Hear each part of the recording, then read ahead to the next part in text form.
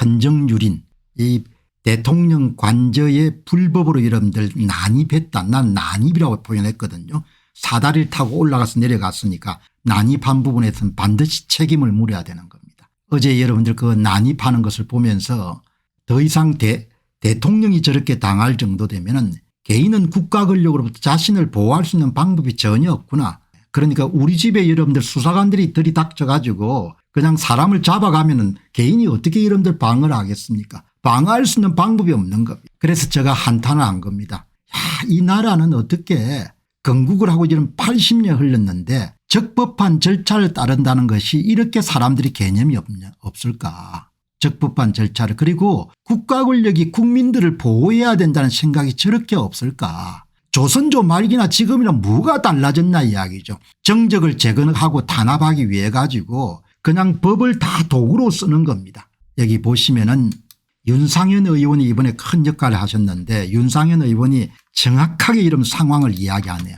헌정사를 유린한 공수처의 형태를 국민이 심판할 것입니다. 대한민국 법치주의는 붕괴됐습니다. 윤석열 대통령에 대한 영장 청구, 발부, 집행 모든 과정이 불법 그 자체입니다. 윤석열 대통령에 대한 무법지대가 펼치는 현실이 참으로 개탄스럽습니다.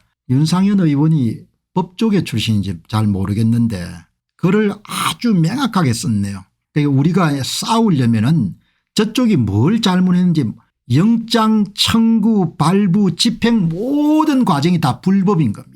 법을 지켜야 되는 것은 좌우를 불문하고 법을 지켜야 되는 거죠. 하물며 대통령에 대한 체포영장을 집행한다는 것은 엄정한 법적 절차를 거쳐야 되는 거죠. 그래서 이번에 지켜본 국민들 가운데 다수가 이게 민주당의 내란이구나. 민주당의 난이구나. 나라가 참 이렇게 가서 안 되겠구나. 이렇게 생각한 겁니다. 뭐 뻔하지 않습니까? 선거를 도둑질하는데 뭘 못하겠습니까? 제 이야기가 그겁니다. 선거를 도둑질하는데 저는 윤석열 대통령에 대한 공수처의 2차례 영장 집행 현장을 모두 현장에 지켜봤습니다. 대한민국의 헌정질서를 수호해야 될 사법체계가 무너지는 참담한 현장이었습니다. 윤석열 대통령을 대상으로 한 공수처의 체포영장 집행 과정은 법적 절차적 정당성을 완전히 무시한 불법 행위의 연속이었습니다. 이 사람들에 대해서 반드시 단죄를 하고 이런 법적 책임을 물어야 되는 것. 특정 정당의 이런 사병이 돼가지고 이름들 국가 권력을 그냥 사적인 도구로 활용한 인간들에 대해서는 반드시 법적인 책임을 물어야 되는 겁니다.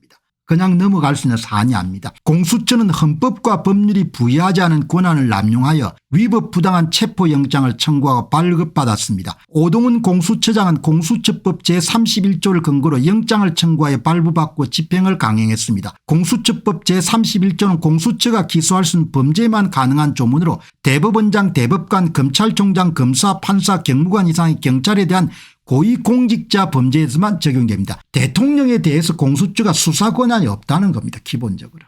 그러니까 기본적으로 공수처법 제31조를 근거로 해서 영장을 청구한 것 자체가 불법이라는 거죠. 이번에 민주당이 어떤 집단인지를 우리가 분명히 알게 됐지 않습니까? 다음 보시죠. 애초에 대통령에 대한 사건은 공수처에서 기소 자체가 불가능하기 때문에 공수처법 제31조의 적용이 불가능합니다. 공수처가 제31조를 주장하는 것은 불법이자 위법이며 공수처가 기소할 수 없는 사건을 공수처법 26조에 따라 서울중앙지검에 이첩해야 되는 것입니다. 그럼에도 불구하고 공수처는 관할 것도 없는 서울 서부지법으로 영장을 발부받는 초법적 행태를 보였습니다. 전라북도 여러분들 출신의 판사께 이런 영장을 발급받기 위해 가지고 서울 서부지법에서 받은 겁니다. 이러니까 지역 사람들이 욕을 먹는 겁니다. 너희들은 왜 그렇게 맨날 그렇게 그냥 삐딱한 짓들을 하냐 이렇게 사람들이 나무란 겁니다. 형사소송법 예외 적용 논란도 초법적입니다. 이게 여러분들 이 부분도 굉장히 중요한 겁니다. 형사소송법 제110조와 111조는 군사상 비밀을 요하는 장소, 공무상 비밀에 관한 것임을 신고한 장소는 책임자 승낙 없이 압수 또는 수색하지 못하도록 규정해서 군사시설 보호구역인 대통령 관저의 수색은 책임자의 승인이 반드시 필요합니다. 형사소송법 제110조하고 111조가 대통령 관저는 군사 이름 시설이기 때문에 군사시설을 관할하고 있는 책임자로부터 허락을 얻어야 되는 겁니다. 경호처로부터 허락을 얻어야 되는 것. 그거 없이 여러분 영내로 진입을 한 겁니다. 그러니까 이번에 영내에 진입한 관저에 진입한 모든 사람들은 다 뭐죠? 구속돼야 되는 겁니다. 그러나 이 다둥이 엄마로 통하는 이순영 나이가 좀 있는 것 같아요. 서울 서부지법 판사는 전라북도 출신의 이름들 1차 이건영인가 뭐 하는 사람이 발급한 1차 영장에서 행사소송법 제110조와 111조 적용을 예결한다고 적시한 초법적이고 기상천외한 영장을 발부했습니다. 전라북도 출신의 이름들 영장 발급 판사가 법을 지가 그냥 완전히 새로 만들어버린 겁니다. 대통령 관저는 행사소송법 110조와 111조에 적용되지 않는다. 이런 짓을 하니까 이런 맨날 욕을 처먹는 겁니다. 너희들은 왜 그러냐 이런 이야기가 나오는 겁니다. 이번에 이런 영장을 발급한 제2차 영장 발급 판사는 신한미 판사입니다. 신한미 판사가 전라북도 무주 출신의 판사가 이순영이고 경기도 가평 출신의 이런 판사가 신한미입니다. 나라가 어떻게 돼가 여러분들 판사 출신지를 이야기해야 될 상황이 돼버린 겁니다. 판사 출신지를 여러분들 봐야 되는 나라가 돼버린 겁니다. 얼마나 이게 여러분들 슬픈 겁니까? 판사가 양심과 법에 따라서 판결해야 되는데 판사가 지역 연고를 두고 판결하는 나라가 돼버린 겁니다. 정말 참 그냥 이렇게 할 바에 나라를 그냥 갈라쓰는 게 좋을 것 같아요. 내가 이런 이야기를 하고 싶은 겁니다. 이렇게 여러분들 저질스럽게 하려면은 이 신한미 판사가 다둥이 엄마가 되시는 분인데 가정법원에 오래 계신 분 신한미 판사가 발부한 2차 영장에는 행사소송법 110조와 111조 적용 배제를 맹시하지 않았습니다. 그러니까 반드시 경호처의 허락을 받고 관저에 들어가야 된다는 겁니다. 관저의 허락을 여러분들 경호처 허락을 받지 않고 사다리를 이용해 여러분 대통령 관저를 침입한 겁니다. 정말 대통령이 여러분들 앞뒤 안 봤으면 그냥 총으로 다 쏴버렸을 겁니다.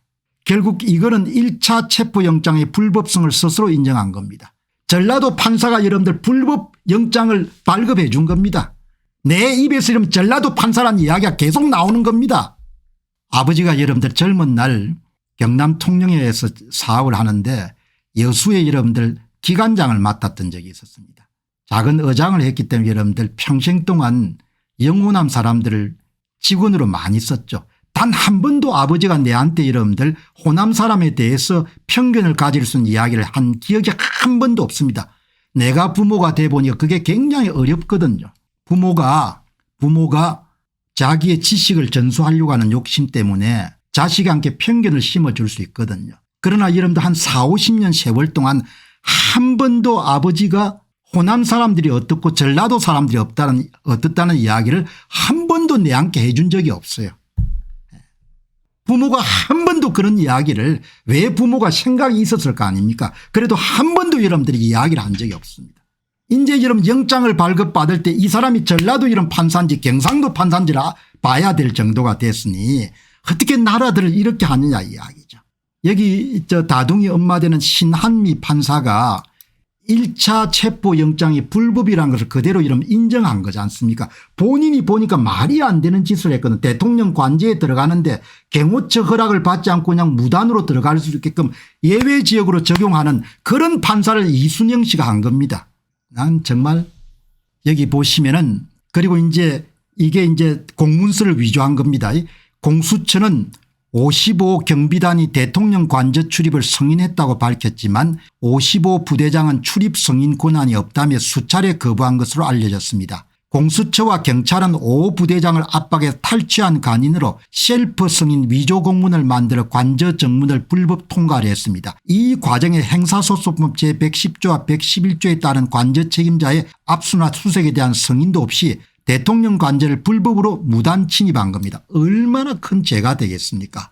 이 경찰의 불악취들 공수처의 불악취들이 다 민주당과 연결되어 있을 거 아닙니까? 그 민주당 누구하고 연결되어 있겠습니까? 이런 불법을 여러분들 저지른 겁니다. 대통령이 죄가 있으면 당연히 물어야 되죠. 그러나 모든 것은 우리가 자유민주사회에 살기 때문에 적법한 절차적 정당성을 밟아야 될 거 아닙니까? 경호처와 5호 경비단 모두 공수처와 경찰의 사전 승인 없는 강제 출입은 위법 사항임을 천명했는데도 불구하고 공수처가 불법 영장 집행으로 경호처와 경찰 간의 물리적 충돌을 야기시켰습니다. 그래서 대통령이 나가신 거지 않습니까? 자진해서. 잘못하면 총기를 사용할 수 있겠다. 이 모든 사태는 공수처의 무능함과 좌파 사법 카르텔의 불법적 준동에서 비롯된 한국 헌정사의 길이 기록될 비극입니다. 사법체계가 특정 세력의 도구로 전략해서 민주당의 도구로 전략한 겁니다. 이렇게 되겠습니까? 헌법과 법률 유린한 역사적 사건입니다. 공수처의 영장 청구 발부 집행 모든 과정이 불법이고 원천 무효임을 천명하고 공수처법 제26조에 따라서 이번 사건을 서울중앙지검에 즉시 송부시킬 것을 강력히 요구해야 됩니다. 나라의 이런 법체계를 완전히 무너뜨린 겁니다. 안녕하십니까, 공병호입니다. 그동안 공병호TV는 선거 공정성 회복과 자유민주주의 체제의 보존과 발전을 위해 노력해왔습니다. 이런 노력들이 지속될 수 있도록 공병호TV의 정기 후원 프로그램이자 멤버십 프로그램을 소개해드립니다. 뜻 있는 분들의 관심과 동참을 부탁드립니다. 선거 공정성 회복을 위한 노력을 지지하시고 훌륭한 나라 만들기에 동참하시는 시청자분들이시라면 구독 버튼 바로 옆에 있는 가입 버튼을 통해서 정기 후원 프로그램에 가입할 수 있습니다. 가입 버튼을 누르시면 공병호TV의 후원자가 되시게 됩니다. 여러분의 후원이 선거 공정성 회복을 위한 노력에 힘을 더할 수 있을 뿐만 아니라 자유민주주의 체제의 수호를 그리고 발전을 통해 여러분과 후손들의 삶에 빛과 소금이 될 것입니다. 특히 그동안 공병호TV는 선거 공정성 회복을 위한 노력 과정에서 채널 성장에 제약이 가해지는 불이익을 감수해왔고 지금도 그런 불이익이 계속되고 있습니다. 그럼에도 불구하고 너무나 중대한 문제이기 때문에 공병호TV의 노력은 계속될 것입니다. 여러분의 깊은 관심을 부탁드립니다. 감사합니다.